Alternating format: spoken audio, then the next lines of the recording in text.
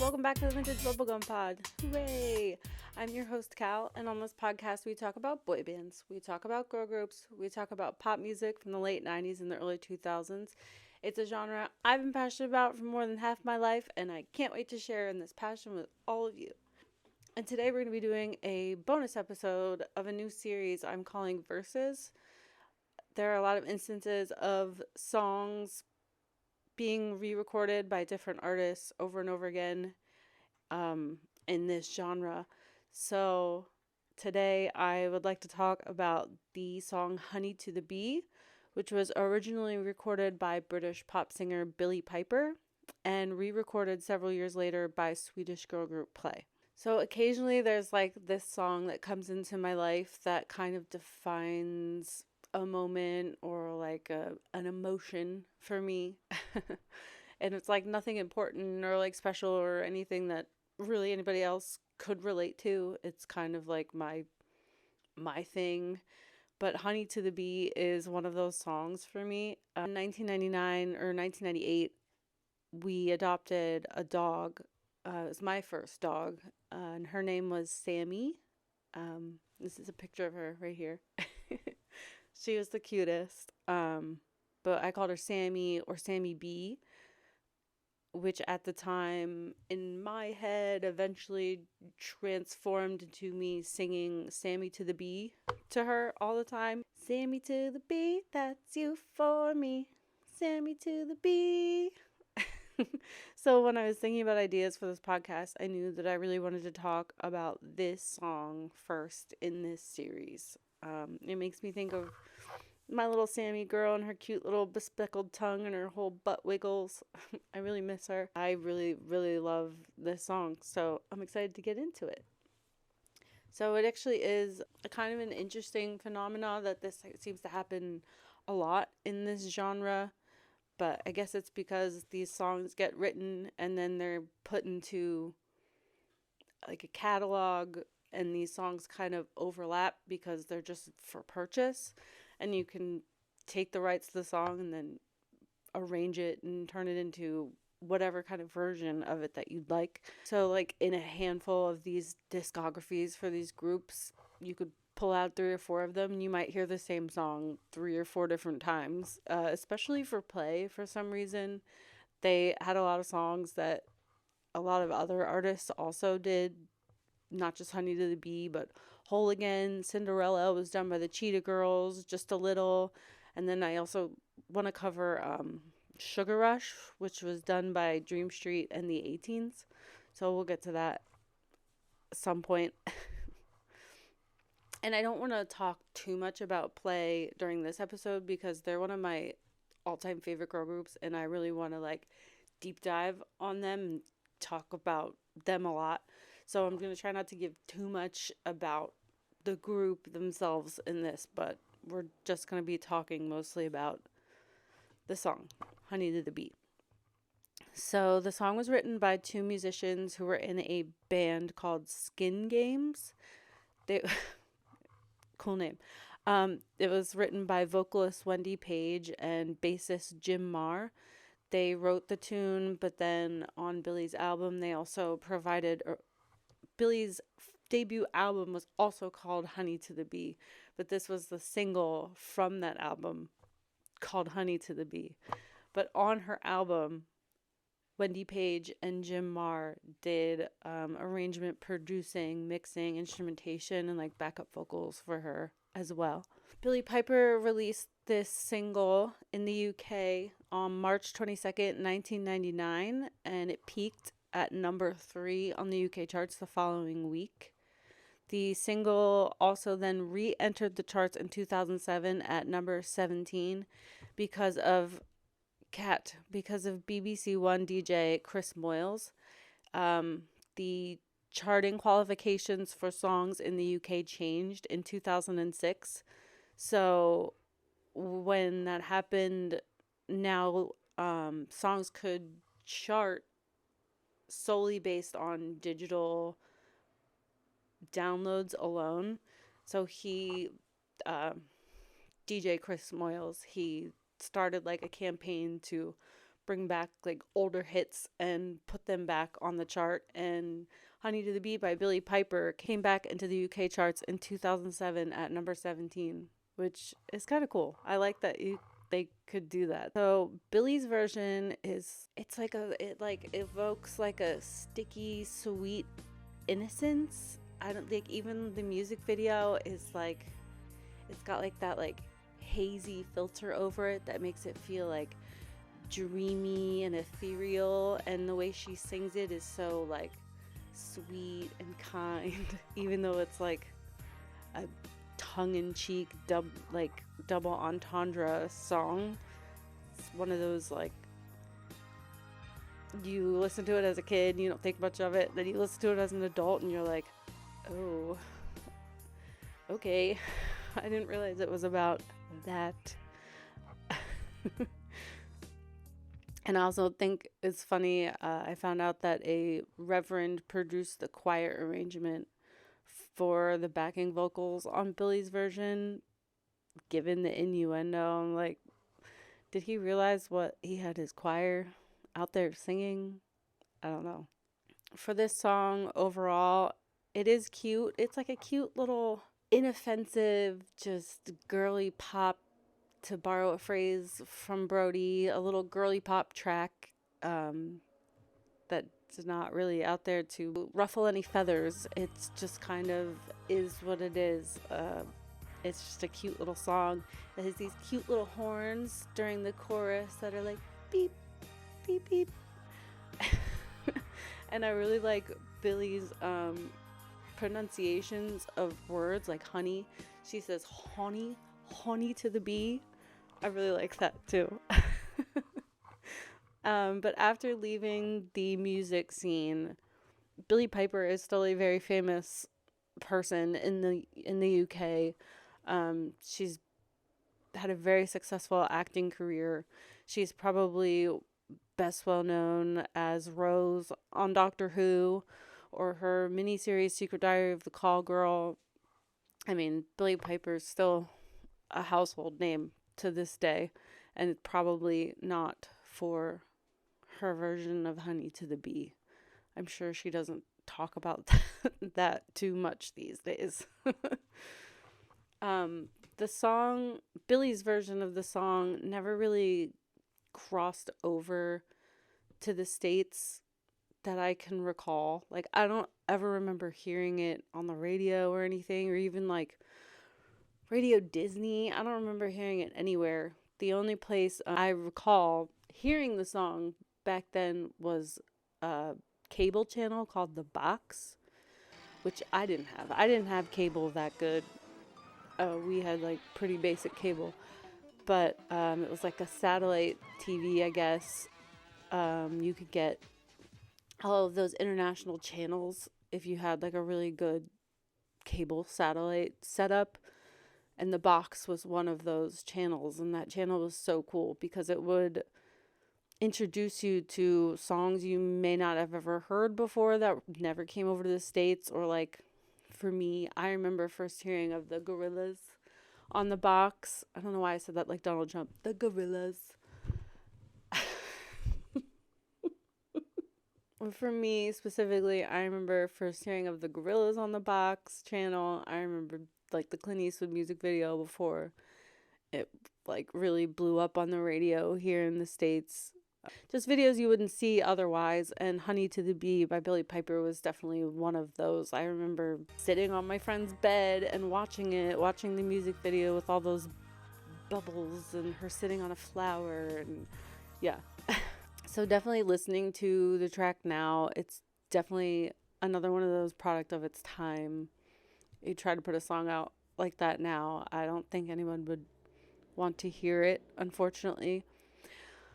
But I was really curious, because of the vibe of the song, what was going on musically in the UK at that time, because I wasn't really super clued into it back then, unless it was a boy band. I wasn't paying much attention, but I checked out the singles chart for the UK for that week, and wow. What an eclectic time for music for them. Just alone for the top 5, we had number 5, which was a new charter that week. The New Radicals, You Get What You Give. Love it. I love that song. Song's amazing.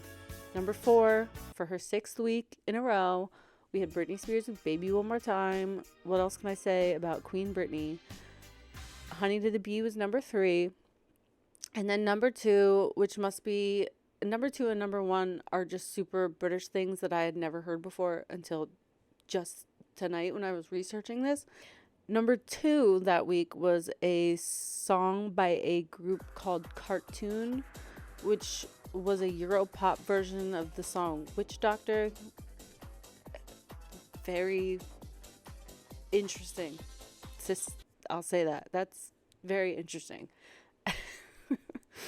But then number 1 was also something I never heard before, and I'm going to butcher this, and I'm so sorry. And I have Google open to pronounce this correctly. Monsieur Oiseau was number 1 in the UK with his song Flat Beat, which sent me down a rabbit hole because this is just fascinating to me. Hold on, I'm gonna look up the pronunciation again.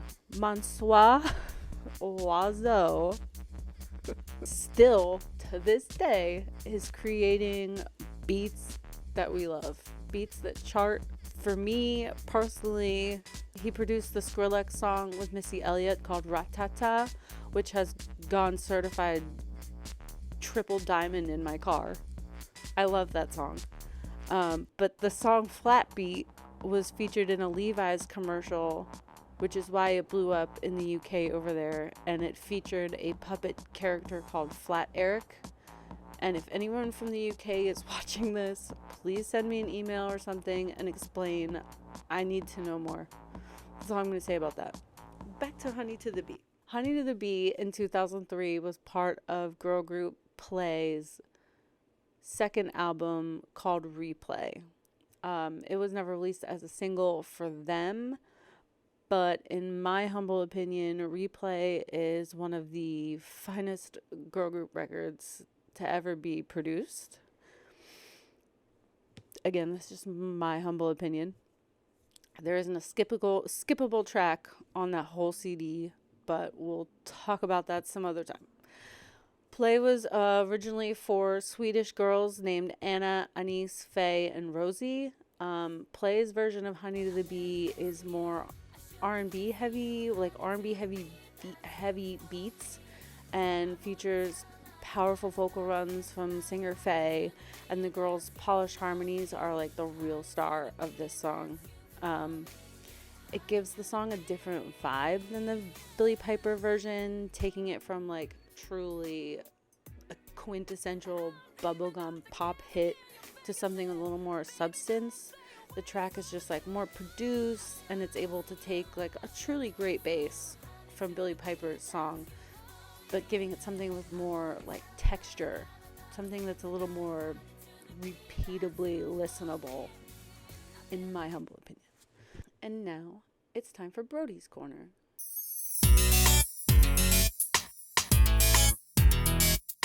Buzz me up to heaven, baby. Come on, buzz me up to heaven. I've been missing you. I should be kissing you. Honey to the bee, that's you for me. I'm sliding in a frame, mommy, help me. Honey to the bee, that's you for me. Honey to the bee. Hi, people. Welcome back to me. It's been so long. We're doing Honey to the Bee. One of my favorite songs. It's on that list. It's on that list for sure. But the original version, Billie Piper, her like accent just makes it sound weird, like honey to the bee, like honey to the bee. I don't like it, but I like the play version. I like the play version better because it's like I like the music better, and I like the singing better. I don't like Billie Piper because of the singing. Like, I don't think it's good. Yeah, I think the play version has like more of a beat. The music video is questionable, okay? It's like she looks good. It definitely looks like it's from the 2000s, mid-90s or whatever. If Play made a music video, I would like them to get like a live action shot of real bees and like make the bees sing, and they're dancing around like sunflowers. I also, if Play had a music video for Honey to the Bee, I would also like, I want them to somehow make a bee look like a man. I don't know. You're gonna cut that part out. Maybe they could give the bee six-pack a six-pack. Why do I look like a rotten tomato? You aren't a rotten tomato. You're a cute tomato. Don't start to like him too much to think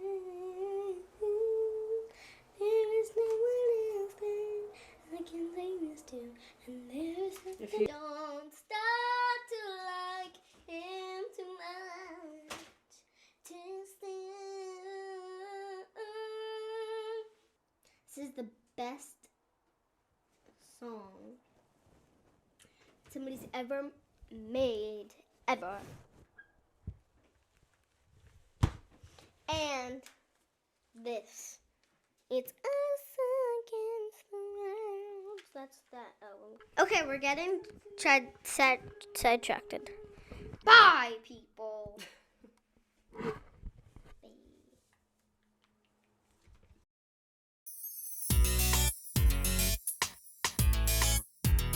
So thank you for tuning in to this episode. It's just a short, sweet episode to keep the ball rolling on this. As you can see, I'm in not my podcasting corner. My attic is a mess right now. I'm down here doing it today. Hopefully I can get that fixed soon. Hopefully things calm down mentally, because the world is what it is right now and your girl's tired. But Vintage Bubblegum Pod is still going on. I'm still working on it. I've still got ideas. I love talking about this stuff. So you can follow me on Instagram, TikTok, and YouTube. I'm going to start putting a little bit more of a focus on YouTube because Instagram isn't hitting, and who knows what the heck's going on with TikTok right now. So I don't want to get too dependent on that. I also have a Ko-Fi. If you like what you hear and you want to support your girl, times are tough, you can drop me a tip on Ko-Fi, whatever you want. I also have a Patreon, and I'm going to start movie reviews with Brody strictly to Patreon because YouTube does not like when I do that because I usually have like the movie clips playing along with our commentary, and YouTube just says no thank you. So I'm going to be posting those specifically on Patreon. So if you like me and Brody's banter, if you think Brody's cute and you just want to see more of her, I don't blame you. You could check us out on Patreon. I think I have it set for like $8 a month. And if that grows, I'll do more there too. So thank you again so much for tuning in. I hope you like this little short, sweet episode. We'll be back as soon as we possibly can. I'm going to stop saying weekly or bi-weekly because I just don't know anymore. But I will be back. I promise.